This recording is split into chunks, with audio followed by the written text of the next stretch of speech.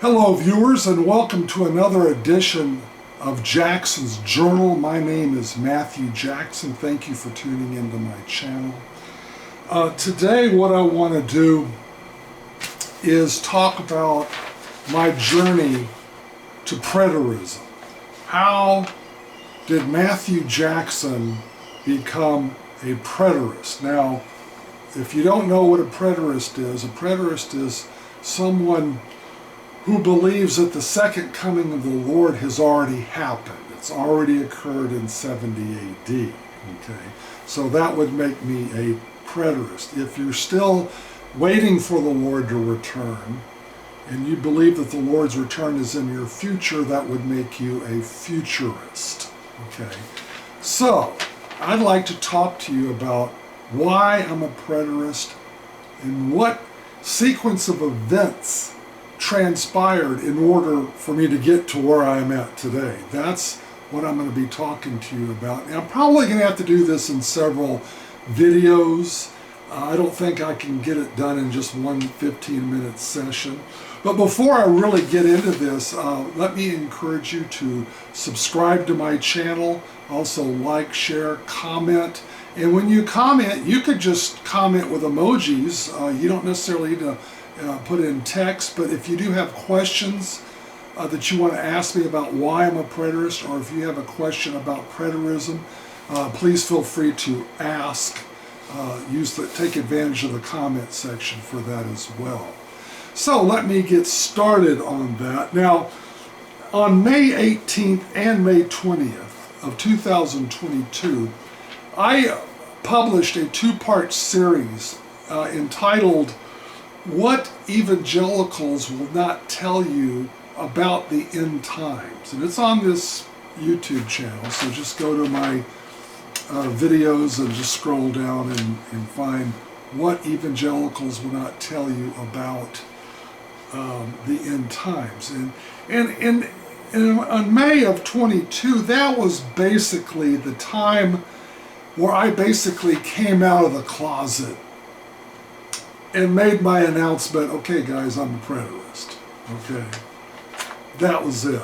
So I've been a preterist for a little over 2 years, maybe 2 years, 3 months, something like that. Okay, and before that, I think it was around 2020, 21, I was sold on preterism and became convinced of it, but I kept it in the closet, you know, so to speak. I didn't want to, because I wasn't ready to articulate and defend it when asked about it. So I wanted to study and pray and study and pray, and now I'm at that point where I can be an apologist for preterism and talk about it. Now, let me just go over my history, my personal history as a Christian.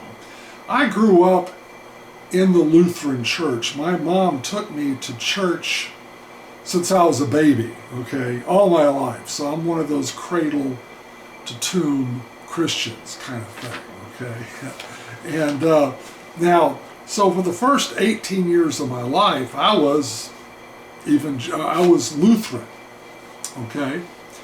I went to all the Lutheran Sunday schools. I went through catechism or confirmation and was confirmed in the Lutheran Church. Okay, so I was a fully vetted and trained Lutheran. Now, interestingly enough, historically Lutherans were called amillennials. That's the stand the Lutheran Church took on eschatology. However, at the time I was a Lutheran, they never taught me anything about eschatology. They just said, oh, the book of Revelation's really weird, you know, don't get into it too deep. You know, you were really not encouraged to read Revelation. And, you know, they just didn't really say much about eschatology. And the only thing I can remember vividly about the Lutheran Church is of course, we had a very strong formal liturgy as the Roman Catholics do. And we recited the Apostles' Creed every Sunday, except for Communion Sunday. Then on Communion Sunday, we recited the Nicene Creed.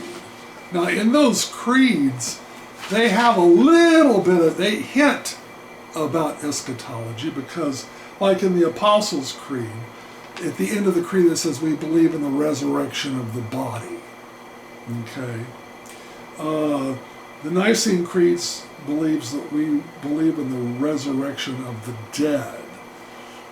Okay, so that's a little hint towards eschatology. So that was the only eschatology I was taught as a Lutheran growing up, is that the Lord's going to come back, and when that happens, there'll be a resurrection of some sort. Now, for the record, the preterists don't have a problem with the resurrection of the dead per se, as articulated in the Nicene Creed, but the Apostles' Creed specifically says resurrection of the body.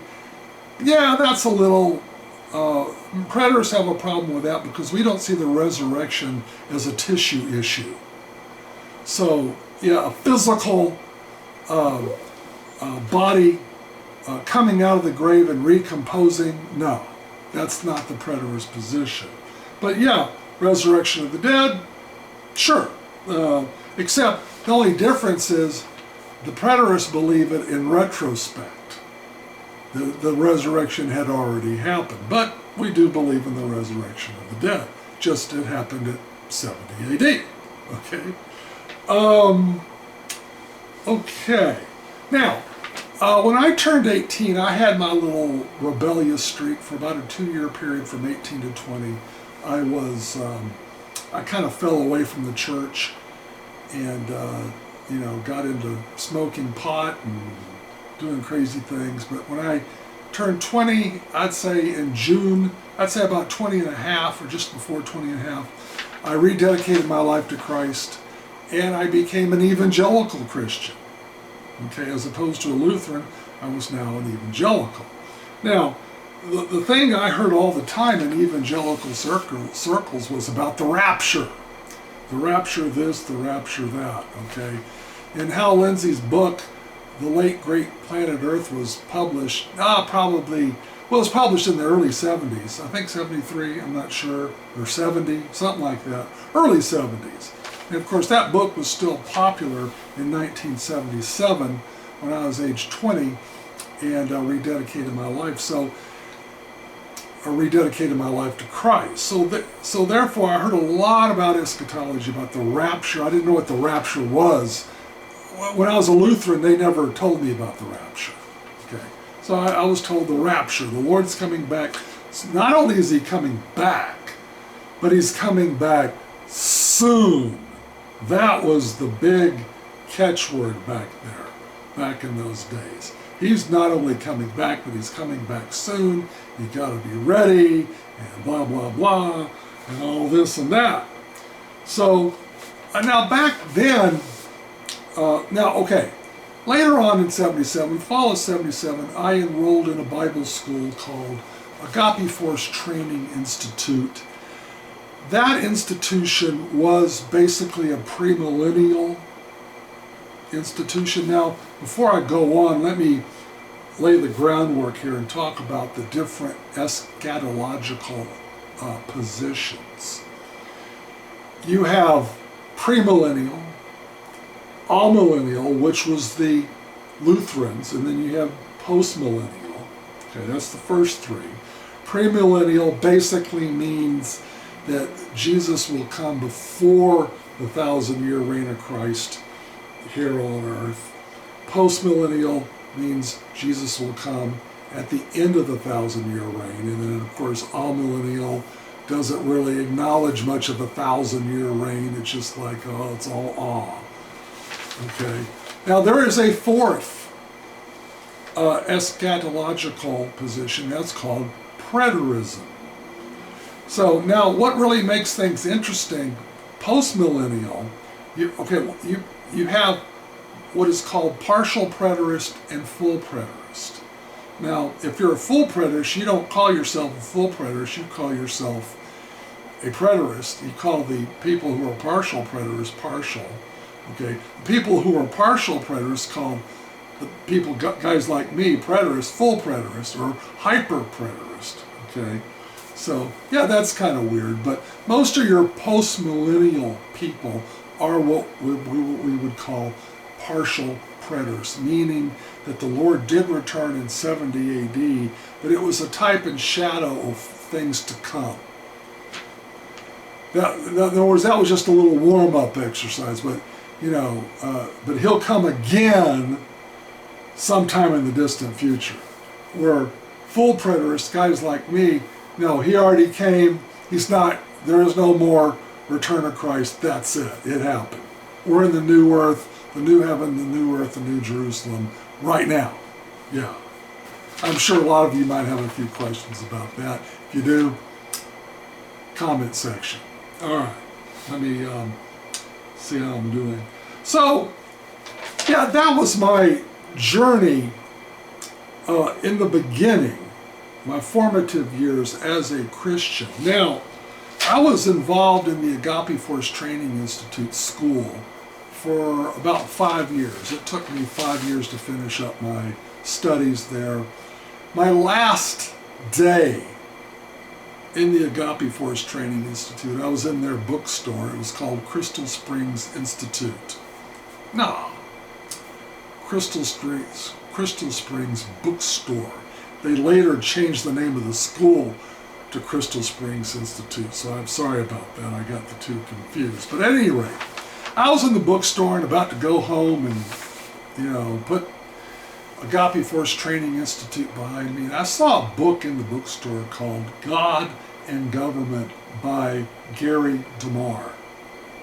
I picked it up and perused it a little bit, go, hey, this looks kind of interesting. I read it a little bit. I said, yeah, I think I'll buy this.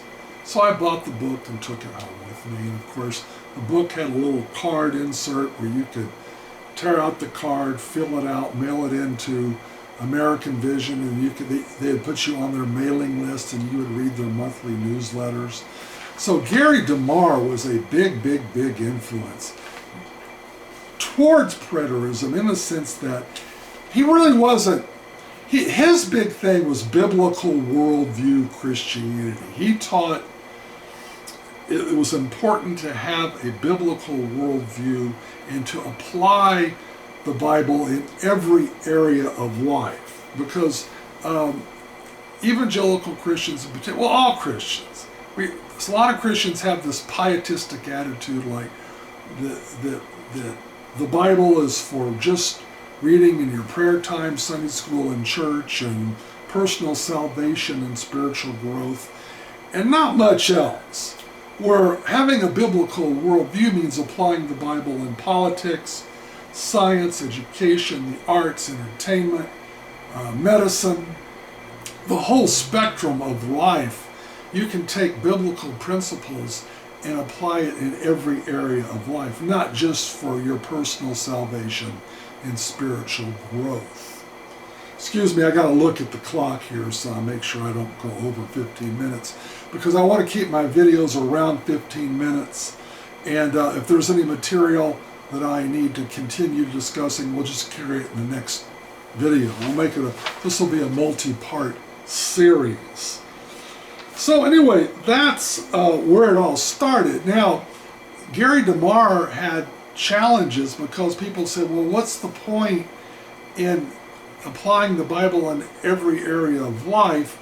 Because, the rapture's coming and, it's all going to end anyway, and trying to improve society and apply the Bible in every area of life, isn't that kind of like rearranging the deck chairs on the Titanic or polishing brass on a sinking ship? That's a waste of time. And I faced the same thing as a pro-life activist in the late 80s, from 84 to 92.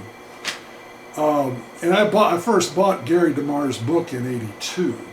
That's when I left the Agape Force Training Institute. But anyway, from 84 to 92, I was a pro-life activist, and I tried to encourage fellow believers to come with me to the abortion mills, and let's try to protest abortion. Maybe we can talk some pre-abortive mothers out of having an abortion, and maybe they can have mercy on their babies and not kill them that day. And you know, that sort of thing. And the common answer I got back from a lot of evangelical Christians is, well, when those babies die, they're going to heaven anyway, and the rapture's coming, so why would you want to spend all that time and energy protesting and try to stop abortion? Don't you think you ought to be evangelizing? I got that a lot. And that's because of their pietistic worldview and not having a biblical worldview. Okay, I'm going to stop part 1 of this video series, My Journey to Preterism. And I will continue in part 2. So thank you for watching, and again, if you have any questions about preterism or about why I'm a preterist, feel free to leave a comment in the comment section and we'll continue this. Thank you and God bless.